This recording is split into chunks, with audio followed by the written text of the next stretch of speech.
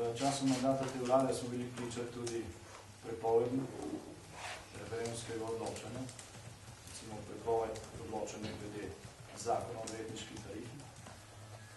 Odvetniška tarifa ne bi bila zaščitena kot neka temeljna pravica. Pravica do zborovanja pa očitno ne. Še bolj zaskrbljuje to, da nekateri politiki sedanje vladne opcije odkrito napovedujejo prepoved morebitnih referendumov o izbrisanih oziroma o družinskem zakoniku.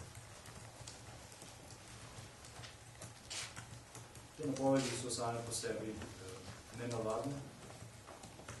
Govorijo po tem, da se nadaljuje enaka logika oblastnikov po 20 letih, kot je vladala pred 20 leti. Po tem odlikovanju, ki ga je predsednik Danilo Türk podelil simbolu kršenja človekovih pravic v Sloveniji, nekdanjemu šefu UDBE in organizatorju mednarodnih terorističnih akcij gospodu Ertlu, smo prejeli veliko klicev in sporočil na stotine ljudi, ki so predlagali in pozivali na demonstracije in zborovanje. In to pravico imamo vsi, ker jo zagotavlja ustava. Včeraj smo bili dodatno negativno presenečeni in razočarani nad izjavami dr. Danila Türka. Vztraja pri tem državnem oblikovanju, nadaljuje simbolno kršenje človekovih pravic, zaščitenih slovensko ustavo, potem pa recimo izrazi sočutje za trpljenje staršev Borana Krepa, ki je naj bi umrl zaradi domnevne zdravniške napake. Sprašujem se, kje je tukaj njegovo sočutje do tisočev žrtev ljudi, ker je podelil državno oblikovanje šefu te organizacije, ki je bila teroristična, in organizacije za kršenje človekovih pravic. Kje je nazadnje njegovo sočutje do človeka, ki je gospod Ertl poslal v muzeju v Velikovcu postaviti bombo, da je ta eksplodirala nekoliko prej, kot je bilo načrtovano, da je temu človeku odnesel nogo. Potem piše Stane Kavčič v svojem dnevniku na spominu.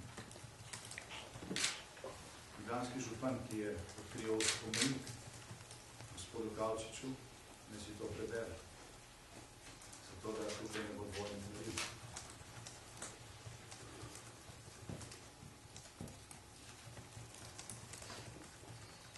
Danes so nekrat postavili zelo aktualne kazenske ovadbe oziroma obtožni predlogi zaradi nevestnega dela v službi.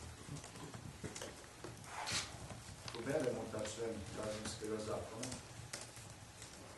si ne moremo kaj, da ne bi pričakovali že jutri podobnih kazenskih ovadb zoper celotno vlado. Kajti zaradi nevestnega dela te vlade Slovenija danes plačuje še enkrat večjo ceno za gospodarsko krizo, kot pa je povprečje v Evropski uniji. Škoda, ki nastaja, se dokazljivo meri v stotinah milijonov evrov in tudi v milijardah. Pričakujemo, da bo seveda državno tožilstvo ukrepalo tudi proti večjim sumom, utemeljenim in dokazanim sumom nevestnega dela v službi. Šokantno je tudi današnje branje časnika Delo.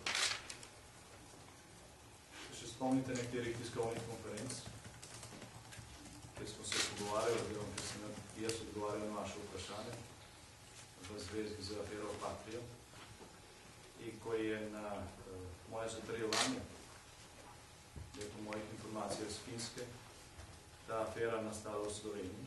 V Sloveniji in je bila izložena na Finskem, da se je pravzaprav zadeva začela preiskovati na podlagi lažnih obtožb, ki so prišli v Slovenijo.